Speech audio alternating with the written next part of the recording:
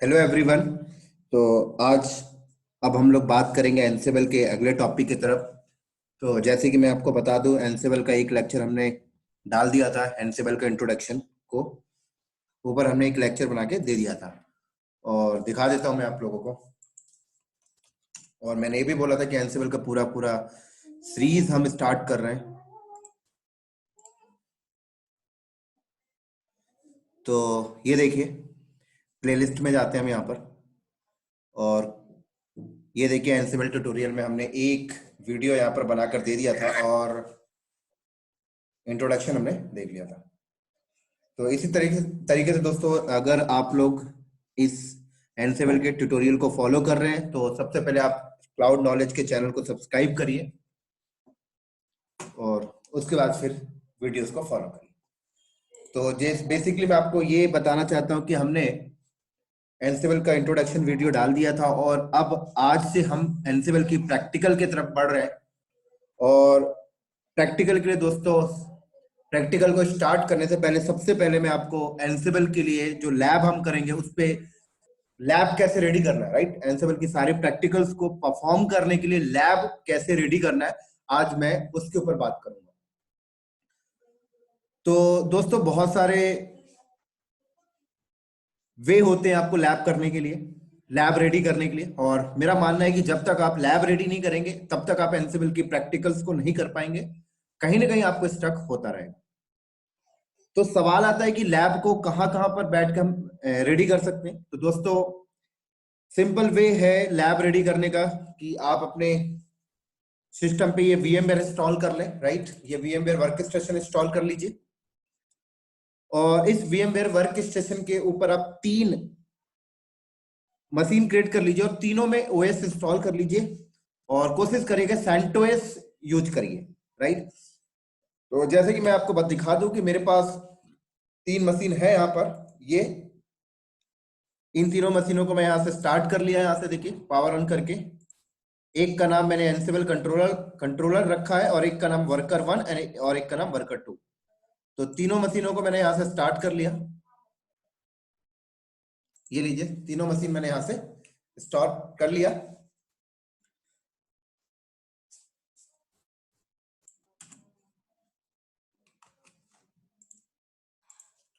और तीनों machine start होने के बाद दोस्तों, कोशिश करिएगा कि तीनों मशीन आपस में कम्युनिकेट हो, आपस में पिंग होना जरूरी है और होस्ट नेम के साथ भी पिंग होना चाहिए।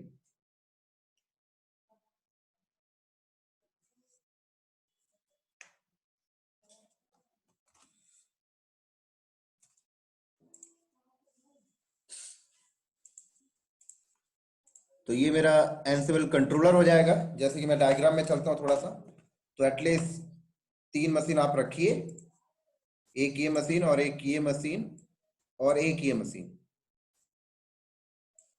तो इस तरीके से ये एनसेबल कंट्रोलर, तो मेरा ये एनसेबल कंट्रोलर हो गया।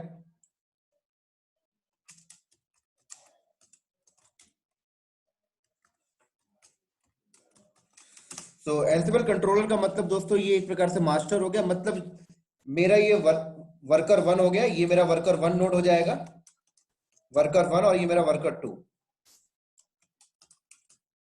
तो बेसिकली 3 मशीन मैंने इसलिए रखा क्योंकि मैं यहां से कोई टास्क पुश करूंगा तो वो टास्क क्या होगा, ये वर्कर नोड में परफॉर्म करके आएगा। तो इस तरीके से हम पूरी लैब करेंगे।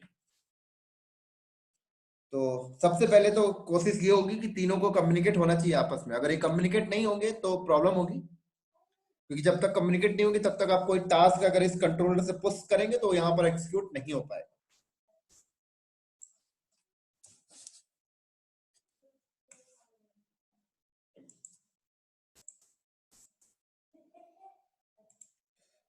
तो बस ये ऑन हो जाए, इसके बाद मैं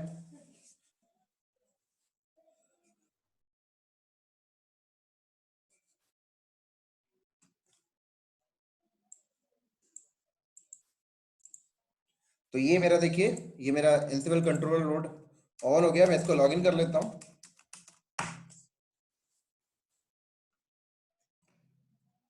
वर्कर भी ऑन हो गया, वर्कर 1, इसको भी मैं ऑन कर लेता हूँ।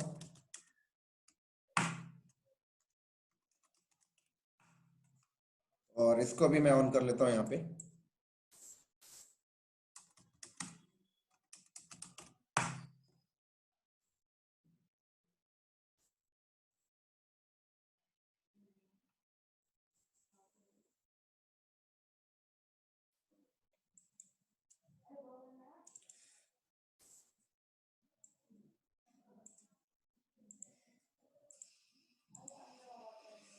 तो सबसे पहले दोस्तों आपको, जैसे मैं एनसिबल कंट्रोलर वाली मशीन को मैंने ऑन किया, और सबसे पहले आपको यहाँ पे नेटवर्क सेटअप करना है दोस्तों। मतलब एक आईपी आपको डालना है। तो सबसे पहले कोशिश करिएगा कि आप इस पे इंटरनेट चलना चाहिए, और हम कोशिश करेंगे कि इंटरनेट से ही आईपी गेट कर ले तो ज्यादा बेस्ट है। हमें कोई प्राइवेट आईपी देने की जरूरत नहीं है। तो उसके लिए भी आपको एक प्रोफाइल सेट करना होगा। तो वो भी मैं आपको दिखा देता हूँ। एक प्रोफाइल मैंने पहले से सेट कर रखा है, इसको मैं डिलीट करता हूँ यहाँ से। तो आप एक काम करेगा, NMC like connection add con name, connection name मैंने यहाँ पे लिख दिया, कनेक्शन का नाम मैंने दे दिया एनसिबल कंट्रोलर। दोस्तों ये जो मैं कर रहा हूँ ये उनको समझ लग रहा होगा जिन्होंने लिनक्स के टॉपिक में नेटवर्किंग को कवर अप किया है। और अगर आपने नहीं किया, लिनक्स नहीं किया, तो आप सबसे पहले मेरे यूट्यूब में जाइए और लिनक्स के ट्यूटोरियल में आप लिनक्स नेटवर्किंग के वीडियो में ये एनएमसी लाइक का यूज केस पढ़ लीजिए पहले, राइट। क्योंकि जब भी आप किसी कंपनी में जाएंगे दोस्तों तो आपको स्क्रैच लेवल से एनसिबल सेटअप करना होगा, ठीक है। और इवन अगर आप घर पे भी लैब करेंगे तो भी आपको स्क्रैच लेवल से करना है ना, तभी तो आप लैब कर पाएंगे। तो मैं ये एक प्रोफाइल बना रहा हूँ आईपीस के लिए। तो मैंने कमांड मारा NMC like connection add con name, मैंने एनसिबल कंट्रोलर रखा, और उसके बाद मैंने इफ नेम यहाँ पर en करके टाइप किया तो उसने अपने आप गेट कर लिया। उसके बाद मैंने यहाँ पे टाइप बोला इथरनेट और ऑटो कनेक्ट, यस। तो अब मैं यहाँ पर एनएमसी लाइक कनेक्शन शो करूं तो देखिए एनसिबल कंट्रोलर प्रोफाइल बन गई, और मैं इसको एक्टिवेट कर लेता हूं। NMC like connection up एनसिबल controller, तो एक आईपी इसको असाइन हो गई। ये देखिए इसको आईपी इंटरनेट से मिल गया, और ये आईपी 192.168.183.229। तो मैं इसको पिंग करके देख लेता हूं दोस्तों। 192.168.183.229, राइट। तो ये पिंग कर रहा है। और इसी तरीके से आप इसका होस्ट नेम भी सेट कर लीजिए, क्योंकि आगे की जो लैब होगी हमारी होस्ट नेम के बेस भी हम होस्ट नेम को भी यूज करके हम चीजों को पुश किया करेंगे। तो इसलिए होस्ट नेम भी आप सेट कर लीजिए। तो मैंने कमांड मारा host name ctl set host name, मैंने इसका होस्ट नेम भी रख लिया एनसिबल हाइफन कंट्रोलर। तो होस्ट नेम भी मेरा सेट हो गया। और देन उसके बाद अब ये होस्ट नेम से भी पिंग करे तो आपको क्या करना है, आपके पास डीएनएस होना चाहिए। अगर डीएनएस नहीं है तो हम लोकल फाइल पे, लोकल एटीसी होस्ट वाली फाइल पे जाके एंट्री कर देते हैं यहाँ पर। तो इसके नीचे हमने एंट्री कर दिया, आईपी दे दिया हमने 192.168.183.229 और एनसिबल हाइफन कंट्रोलर, ये लीजिए। तो दोस्तों अब ये देखिए ये आईपी से भी खुद को पिंग कर रहा है, ये आईपी से भी खुद को पिंग कर रहा है 168.183.229, ये आईपी से भी खुद को पिंग कर रहा है। और अब मैं अगर इसके होस्ट नेम से पिंग करूं, जो मैंने होस्ट नेम डिफाइन किया है उससे भी पिंग करेगा, तो देख सकते हैं पिंग कर रहा है, राइट। तो मेरा एक मशीन रेडी हो गया। अब मैं वर्कर 1 पे भी यही काम करूंगा और वर्कर 2 पे भी। तो जो मैंने यहाँ पर काम किया है मैं उसको डायग्राम में भी जाकर डिफाइन कर देता हूं, जिससे कि आपको अंडरस्टैंड में इजी हो जाए। तो मैंने यहाँ पर इस मशीन पे आईपी किया दोस्तों, तो इस मशीन की आईपी मैं यहाँ पे लिख देता हूँ। इस मशीन की आईपी 192.168.183.229 मैंने रखा, और इसका होस्ट नेम मैंने क्या रखा, एनसिबल हाइफन कंट्रोलर, ठीक है, ये उसका होस्ट नेम है। अब चलते हैं वर्कर 1 नोड में भी यही काम करने। तो वर्कर 1 पे मैं आ गया, यहाँ पर राइट क्लिक किया, ओपन टर्मिनल, और सेम काम यहाँ पर भी करेंगे। तो मेरे इस मशीन में ऑलरेडी पहले से प्रोफाइल बना हुआ है, तो मैं इसको डिलीट करके आपको नई प्रोफाइल बनाना सिखा देता हूँ कि भाई जिन्होंने नई, अगर किसी को लिनक्स की नेटवर्किंग नहीं आती तो मैं जो कर रहा हूँ मेरे ही सिस्टम को कॉपी करके आप लोग कर सकते हैं, ठीक है। बट दोस्तों एनसिबल का प्रैक्टिकल करने से पहले आपको लैब सेटअप पता होना चाहिए, राइट? तो ही आप घर पे अच्छे से प्रैक्टिस कर पाएंगे। तो मैं बार बार रिपीट कर रहा हूँ कि आप लोगों के कान में चीजें घुस जाए, नहीं तो लोग क्या करते हैं, सीधे एनसिबल की प्रैक्टिकल पे आ जाते हैं, अब लैब ही नहीं है उनके पास। तो सॉरी, मैंने यहाँ पर कमांड मारा nmcli कनेक्शन ऐड, मैंने कौन नेम, कनेक्शन का नाम मैंने यहाँ पर दिया, कनेक्शन का नाम इस पर मैंने बोल दिया वर्कर 1, और मैंने इफ नेम यहाँ पर eno, और मैंने टाइप मैंने यहाँ पर इथरनेट किया, ऑटो कनेक्ट यस, ये लीजिए। उसके बाद मैं nmcli कनेक्शन शो करके देखा, ओके है, nmcli कनेक्शन अप किया मैंने यहाँ पर वर्कर, लीजिए। तो एक आईपी चेक करते हैं, तो क्या आईपी इसको मिला, इसको डीएचसीपी से आईपी मिला 192.168.183.228। तो पिंग करके देख लेते हैं 192.168.183.228 पिंग कर रहा है। ऐसे ही होस्ट नेम इसका सेट कर लेते हैं, और होस्ट नेम CTL, मैंने इसका होस्ट नेम सेट किया वर्कर 1, राइट। होस्ट नेम भी ये सेट हो गया, देखना है तो होस्ट नेम से देख सकते हैं आप यहाँ पर, ये देखिए। और ये होस्ट नेम से भी पिंग करें तो इस पे भी लोकल पे जाके हम यहाँ पे एंट्री कर देते हैं, और 192.168.183.228, और यहाँ पर मैंने क्या लिखा, वर्कर 1। ऊपर वाली लाइन में क्या लिखा है उस पर आपको माइंड नहीं करना, ये मेरा पहले का है। तो अगर मैं इसको होस्ट नेम से भी पिंग करूं तो ये होस्ट नेम से भी पिंग करना स्टार्ट कर देगा अभी। तो देख सकते हैं होस्ट नेम से ये पिंग कर रहा है। तो डायग्राम में चलते हैं, तो वर्कर 1 भी हमारा रेडी हो गया। वर्कर 1 पे जो हमने आईपी रखा है वो यहाँ पे मैं मेंशन कर देता हूँ 192.168.183.228, और होस्ट ने मैंने यहाँ पर रखा है दोस्तों वर्कर 1।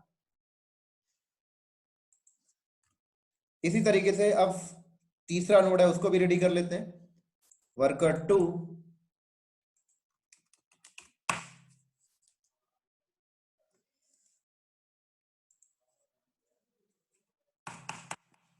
तो यहाँ पर भी प्रोफाइल मुझे सेट करना पड़ेगा। nmcli कनेक्शन जो ओल्ड है उसको मैं डिलीट कर देता हूँ, जो पहले से यहाँ पे बना हुआ है, तो ये मैंने डिलीट किया और नया प्रोफाइल बनाया nmcli कनेक्शन ऐड, और मैंने कनेक्शन का नाम कौन नेम यहाँ पे रखा मैंने वर्कर 2,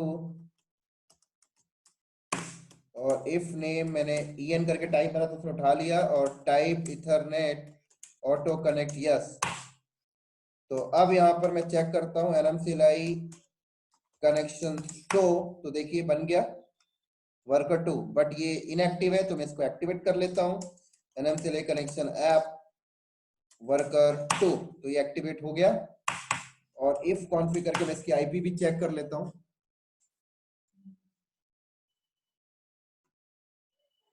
तो इसकी आईपी देखिए क्या आया 202। तो इसको मैं पिंग कर लेता हूँ एक बार आईपी से 192, सॉरी पिंग किया मैंने यहाँ पर 192.168.183.202, तो ये पिंग कर रहा है। और अगर होस्ट नेम से पिंग करवाना है तो मैं इसका होस्ट नेम भी सेट कर लेता हूँ। दोस्तों देखिए मेरे मशीन में पहले से ऑलरेडी सेट है, बट मैं फिर भी कर रहा हूँ जिससे आपको समझ में आते जाए चीजें। तो host name CTL set host name, और इसका होस्ट नेम मैंने वर्कर 2 रखा, और चलते हैं लोकल etc होस्ट वाली फाइल में एंट्री कर देते हैं जिससे होस्ट नेम से भी पिंग कर जाए। तो मैंने यहाँ पे 192.168.183.202 और वर्कर 2, तो मैं फाइल को सेव करके बाहर आया और होस्ट नेम से पिंग कराता हूं, तो देख सकते हैं कम्युनिकेट हो रहा है। तो अब डायग्राम में चलते हैं, तो हमने यहाँ पर भी सेटअप कर दिया है। तो यहाँ पर मैंने आईपी क्या डाला 192.168.183.202, और होस्ट नेम क्या है वर्कर 1 वर्कर 2। तो इस तरीके से हमने आईपी और होस्ट नेम कॉन्फ़िगर कर दिया है। अब एक बार चेक कर लेते हैं क्या ये वाला मशीन इसको पिंग कर पा रहा है, क्या इसको पिंग कर पा रहा है, क्या ये इसको पिंग कर पा रहा है, क्या ये इसको पिंग कर पा रहा है। तो एक बार चेक कर लेते हैं, राइट। हाँ एक चीज बता दूं, ये इसको पिंग करे चाहे ना करे, ये इसको पिंग करे चाहे ना करे, लेकिन ये वाला मशीन दोनों को पिंग करना चाहिए दोस्तों। ये वाला मशीन इसको भी पिंग करना चाहिए, ये वाला मशीन इसको भी पिंग करना चाहिए। ठीक है, तो चलते हैं फिर पिंग करा के देख लेते हैं।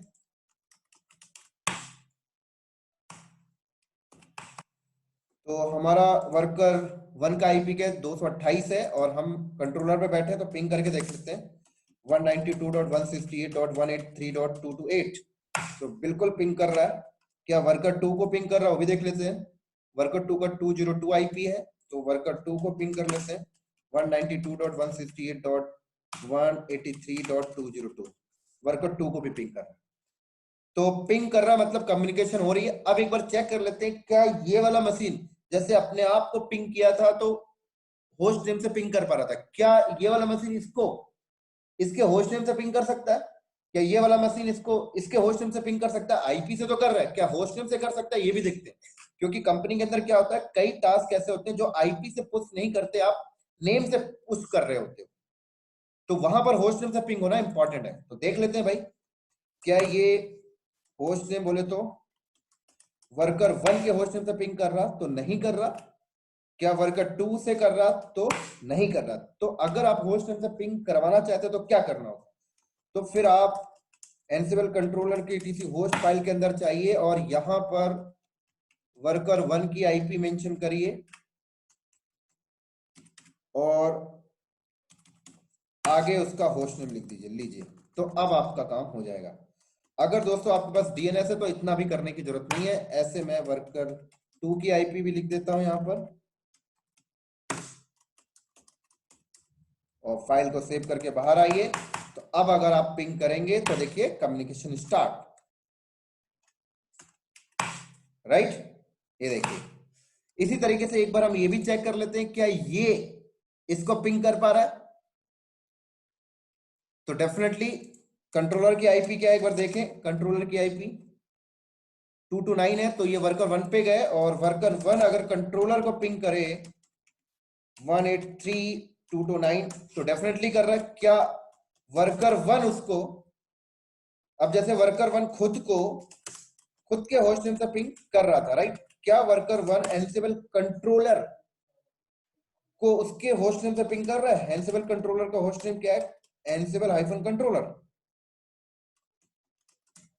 तो नहीं कर रहा, तो ये भी क्या करेगा, ये भी अपने ईटीसी होस्ट वाली फाइल पे जाएगा और यहां पर कंट्रोलर की आईपी फिट कर लेगा यहां पर, ये लीजिए। तो दोस्तों एक बार फिर रिपीट कर रहा हूं, अगर आपके पास डीएनएस है, डीएनएस ऑलरेडी बना हुआ है, तो आपको ये करने की जरूरत नहीं है। ये तब किया जाता है जब आपके पास डीएनएस नहीं है, और मेरे पास अभी कोई डीएनएस सर्वर नहीं है इसलिए मैं इसको कर रहा हूं। तो देखिए पिंग करने लगा। इसी तरीके से दोस्तों यहां पर भी आके चेक कर लेते हैं क्या ये इसको पिंग कर पा रहा है वर्कर 2 से।